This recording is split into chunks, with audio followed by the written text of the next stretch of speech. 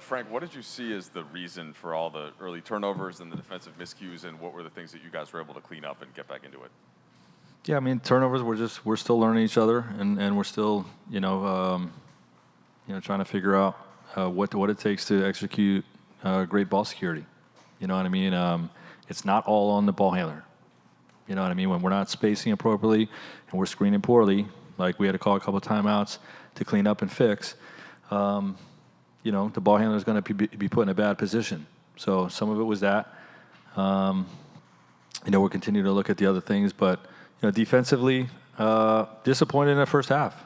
I mean, there's no other way to put it. We spent a lot of time trying to get that end of the floor better and improved, and build that cohesion. And we're spirited in some of the timeouts and spirited at halftime, and had a much better second half, in particular in the fourth quarter. And that's the mindset we got to have is, winning time in the fourth quarter. We want to be a lockdown defense. How much have you liked Melo in that action with LeBron and AD, screen roll, and just kind of him as that spot-up guy? What's the key in that situation? He's one of the best in the league, in that, way he's transitioned his role in his game.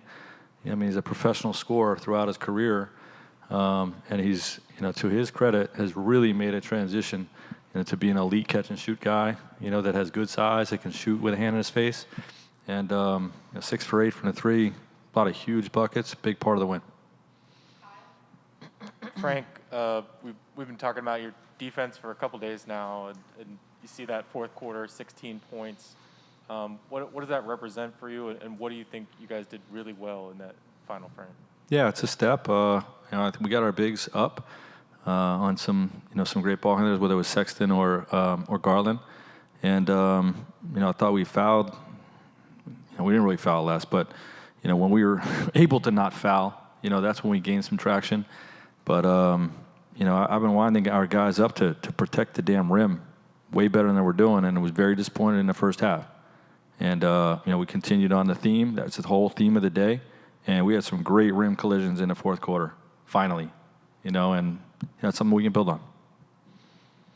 Right, there was a lot of basketball after this sequence I want to ask you about, but towards the end of the first half, LeBron and Russ had consecutive plays, I think, where Russ is pushing it and finds LeBron, and they're both going breakneck speed. How have you seen that start to coalesce, their chemistry in the open court?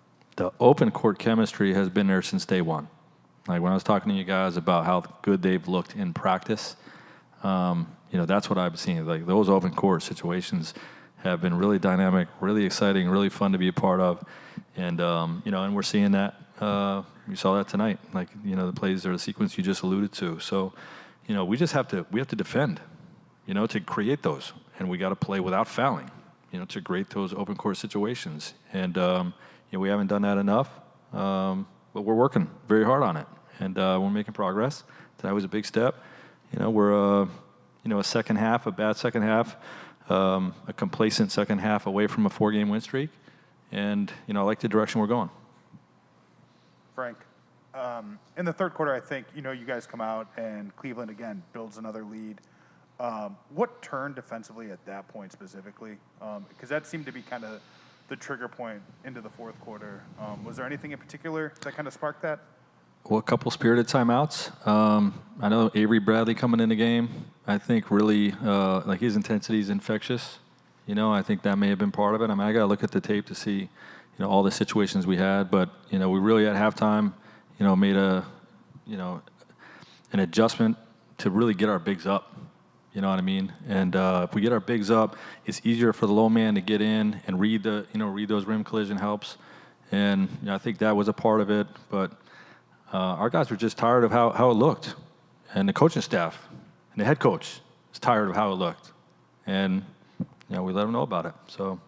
Guys are being challenged, to be better, and excited to see that they perform the way they did in the fourth. When you said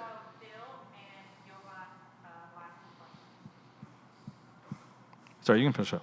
I was saying, when you said spirited, how much of that was from your direction towards them? Some of it, not all of it. The guys are working together. I come in to talk to the guys at halftime, and they're already watching film, talking to each other. Rondo in there, Ron, Russ, AD, like they're all talking things out. You know, we look at our clips that we pulled as well.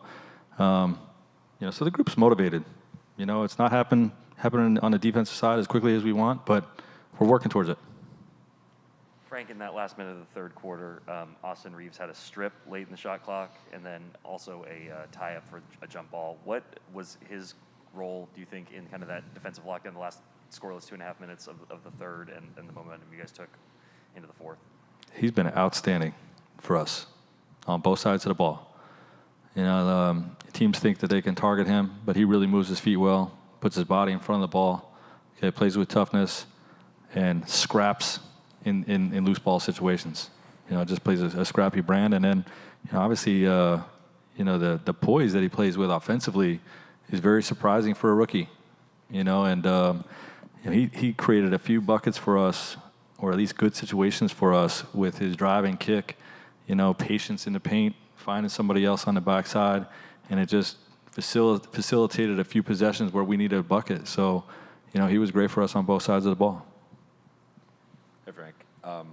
Malik started the last couple games, only played 5 minutes tonight. Was that because of how good Avery was playing? Yeah. Kind of a matchup thing? Or Yeah, Malik's been great for us. You know, we got two quick guards.